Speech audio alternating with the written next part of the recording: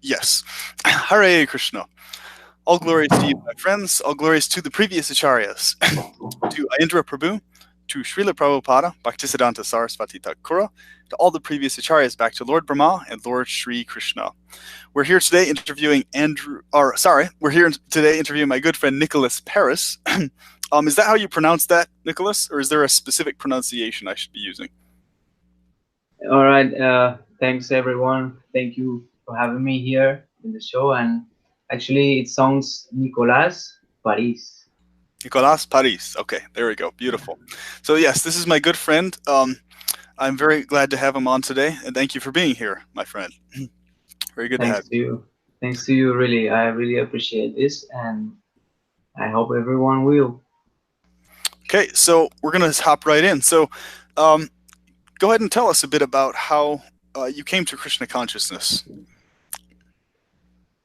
Well, from the starting, we can't say, I cannot say it started somewhere, but I have a glimpse of my remembering when I was very young, about let's say 13 years of age. I was listening mentioning of the name Krishna and Rama and Vishnu and all these things on the table in my house, because let's say at that point my mom, she was into searching the holistic let's say topics around, and in my house there has been some books and things. At one point I start to search for myself who these all are, right? And I'm reading and reading since then. But yeah, we hear that it comes from before. We could say it comes from before. It's not something I started there. I think I was going for it, but I can say very young at that time I started reading the books and the Vedas and different authors like that. Well, after this, maybe 2, 3 years after, I met a devotee who is a devotee in. He was. We used to read the same book. We find out we were young, and he was reading also Bhagavad Gita. And then we started speak, and then he said, "I you come to my house, and I'll give you some food, and we will eat." So I say, "Of course, you're vegetarian." I became vegetarian very early at that time, maybe 13 years of age, and it's about 20 years ago. So it started there because I've never heard before of Chaitanya Mahaprabhu. Really, at that point, it was like, oh, he has to tell me something I haven't find before. I was relating to Bhagavad Gita, Mahabharata, Ramayana, things like this. Then he spoke to me about a new thing that wasn't really clear enough. Of course, all of this was studying and gathering knowledge and experiences, and then I was finding something very particular at this place, that he has an altar and he has the Panchatattva's there, and there is something that I haven't tried before. It was just in the atmosphere and in the mood we were talking about everything. So I was really hooked up there, we could say, and then at that point it was already shaped into what we know of the message that Swami Prabhupada came, Bhaktivedanta Swami Prabhupada came to the West to speak about this, right? And so we were really there for many years. Let's say it went progressively. We were doing gatherings with friends and offering food and doing kirtan. It was just it. So as it shows, it's uh, we go into it and we give more and more time to, so the time is going. And well, um, after let's say maybe 10 years, around maybe 12 or more, it happened a lot of things, right? I ended up living in a temple after, and we opened temple, many things. Well, it happened. My history, I could say, at one point I need to go for myself to India, and I reached there. I lived there for a couple of years too, and since then it's been around 20 years that I hear about maybe around Krishna consciousness, right? Very nice. Very nice. Yeah. um, and so, uh, so basically, leading up to the years. So when you came to Krishna consciousness up till to now, how many years has that been? You said 20. About About, yeah, I could say about 20. I was 13, 14 years age. So yeah, it's about been that. a while. Very nice. And so, uh, so after those events that happened, um, what were your experiences with other Krishna devotees that you had met over the years? Any significant individuals that you had talked to that especially inspired you? Yeah, yeah, well, I could say it's like it's been a progression, really. It's been really a progression because first devotee I met, he used to be a all the life. We grew up in the same neighborhood, and we were really related to each other already. We were like related to each other already. We knew each other, but now we were in a different setup of our lives that we went inside of ourselves. So at some point, we are already more mature, let's say, and each has already found something in particular, right? What we were gathering was to relate these internal realizations, and also um, around the knowledge, right? Around the revelation, we can say like this in an easy way. So then, of course, I start to find that each one has something very particular. Is like let's say with him it was I could speak about some things with other friends. We start to make the bodies around our friendships, and then I start to relate to different aspects with all of them. And of course, this is in my experience. Then let's say after many some years around, there are more intimate devotees and there are more formal, let's say, devotees, right? So, but all of it was in the frame of Krishna consciousness. So I was not differentiating the thing, right, from them, but each one to his own. Yes. So um, what happened was that I would say there was something that wasn't much, let's say, very solved. Like there was something to be solved, really, because there was some issue going around the doing the prescribed duty, or you could say.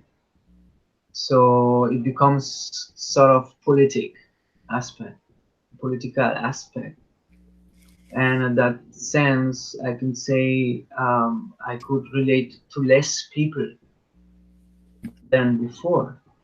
The angle of vision that was really open from the practice, it became really close to my insights. It was like it was very mysterious thing, you know, and that what is that? I start to find out that is truth.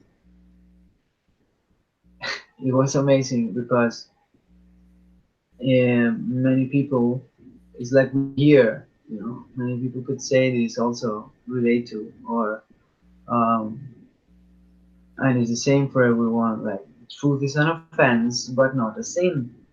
So everyone is afraid of this offense, but if they don't take to the truth, then it's a sin. Can you manage? So So at that point, I start to realize that I can trust some of them to my realization, to my insight, and some of them others not. It's odd aspects, but all in the same frame of Krishna consciousness. So this took me to my inner core to find out in this quest, um, where were we heading with the intimate associates, we can say. Then I got to India. Then I find another type of the let's say the variety of people relishing, because actually it's about relishing devotion, right? And some of them are more developed, some of them are less. But when you go to India, to these places where it's developed, is like the main thing becomes more important, and the other things are just the political things are just like small matters. These things don't really matter. There, when you live in the dam, the whole bhajan takes you, it comes to you. You don't have to struggle with anything or the other minds or whatever. It's just everyone there goes and put this aside. Even those things are there exist, but it's not that strong. It's not the main thing. So it's like when we see the external world on the internal world. The internal world is when you go to the dam inside, right? And there, the variety is limitless of we say devotees who can relish and who really know what is that, or just interested into learning more and more.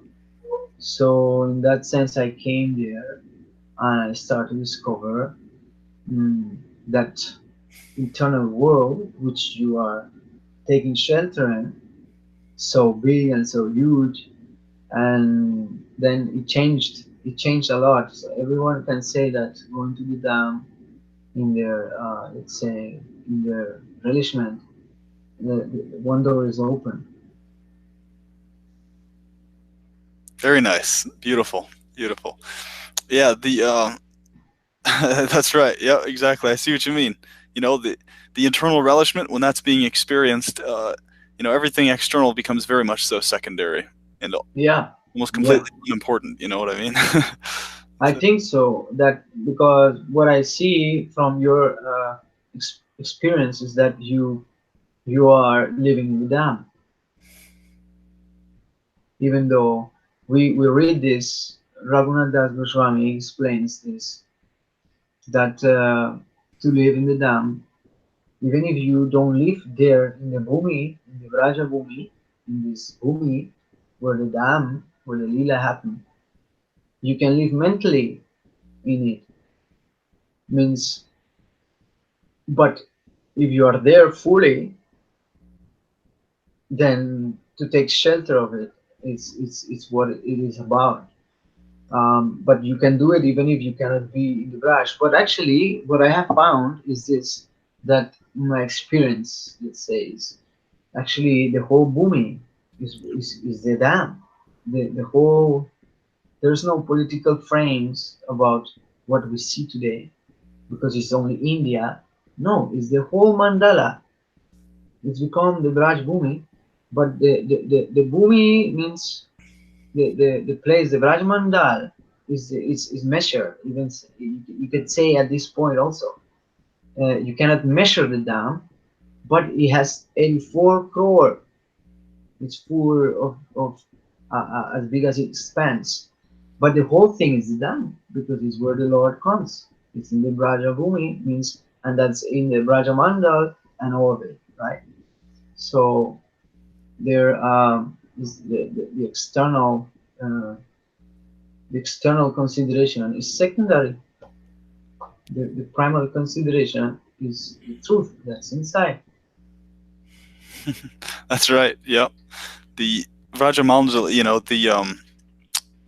the abode, the transcendental abode, is very much so like what you're saying. And this is the fascinating part about that is that even though the Dhamma has specific features and form, that location is beyond space and time, beyond the concept of size, space, and time.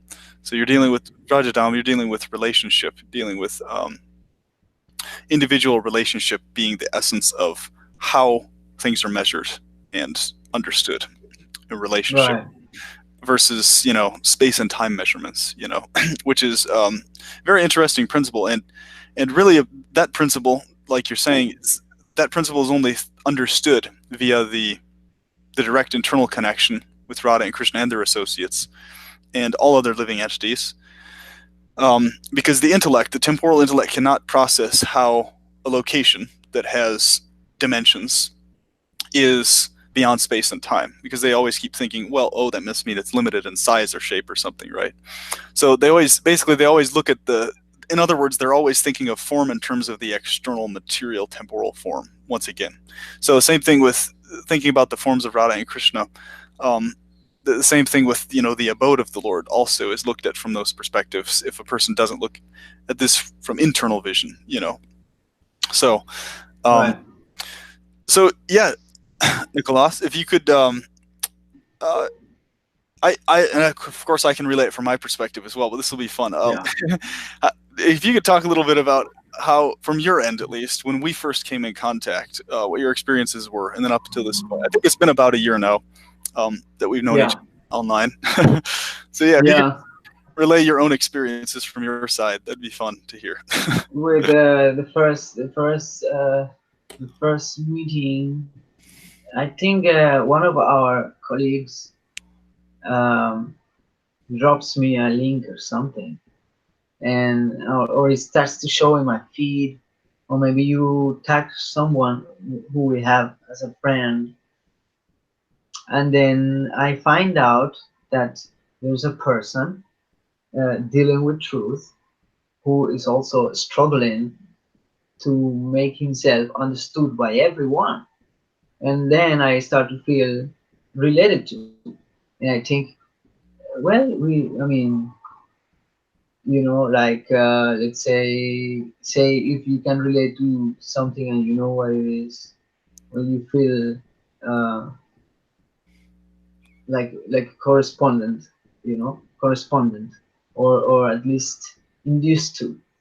And I was feeling like this, and at that time things were not so clear about what it's been spoken out already, or what we are doing. But I was liking the fact that I was in a place where I didn't have much association, and so I was clinging to the videos and things, and we started to develop a correspondence. But I saw that you and me agreed on something, but we were not looking at it from the same angle, even though we agreed to what I was about to, let's say, determine with our interaction. So, and then I understood that you had your own path, and that you were threading it. And so I understood that, and I took a little bit of distance. But in the beginning, we started to discuss, and because I was coming into, I was already understanding what you were speaking about, and so I was relating from my angle of vision, and it was like this, I wasn't much expecting like, um, okay, he will relate to me and that's it. But I was expecting like that was it. I just found it. But they understood, oh, well, you're on your way also, right? So I took a distance not to disturb your path also. But I mean, because we don't want to be, let's say, obstacles for nobody. So I could relate to it, and I really appreciate that. Let's say that you stay truth till the end. Hare Krishna. Yeah, the it was interesting. I remember on my end when when I first contacted you, that was very fun. We had a lot of really in-depth conversations. I always enjoyed talking to you. I mean, I remember at first when we first had this conversation, I was like, when it came to like, especially the what was it? I remember what's the we were talking about the Siddha Pranali stuff, and I was like so like adamantly opposed to that. Well, it's we discussed and we've clarified our understandings on that now. That okay, Nityananda, his associates, there's something going on. Okay, we've always agreed on that, but it's like, but outside of Nityananda and people who are really in cahoots with him and know what they're doing, I was like, oh man, it was driving me crazy. I remember that, but I was laughing like as like I was reading so many. Yeah. I was laughing so hard about a lot of it. I was just like, yeah. The funny part, is when what you are saying, mm-hmm.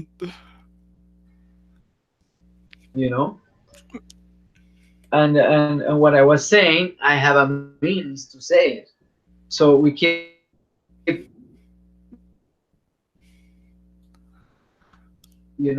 going like this.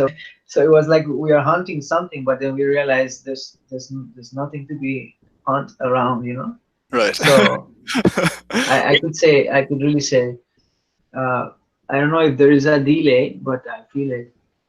Yeah, I think we were on the same page, and I knew what we were talking about. I think there might have been some language communication thing too that might have been a part of it, but ultimately I knew what you were saying. I knew what you were getting at and where you were coming from, and but but I always love.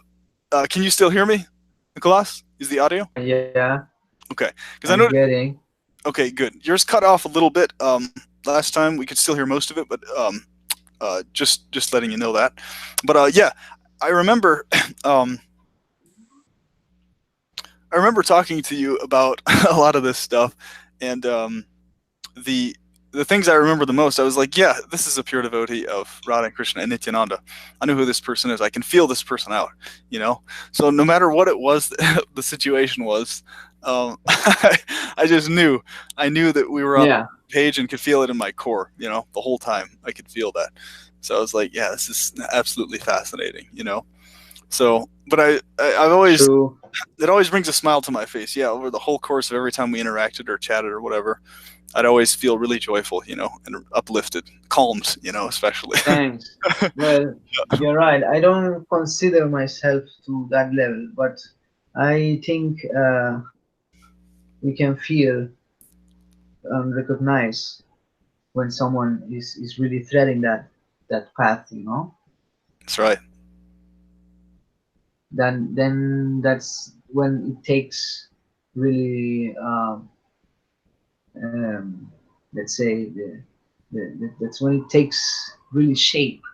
Mm-hmm. Because what we know, what we have heard, and whatever we can remember, this is the three things we are supposed to Sruti, Smriti, and Purana practice. Is that when you can see all of them, cohesive, then you can understand you're really getting somewhere. It's not like so.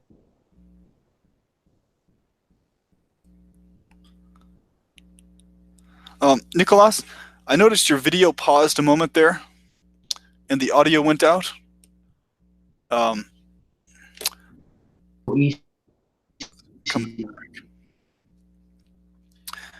Yeah, Nicolas, your audio and video both paused, and so the feed isn't coming through anymore for some reason. I'm not sure why, but not sure if there's something you need to adjust on your end or not. Okay, anyone watching, stand by.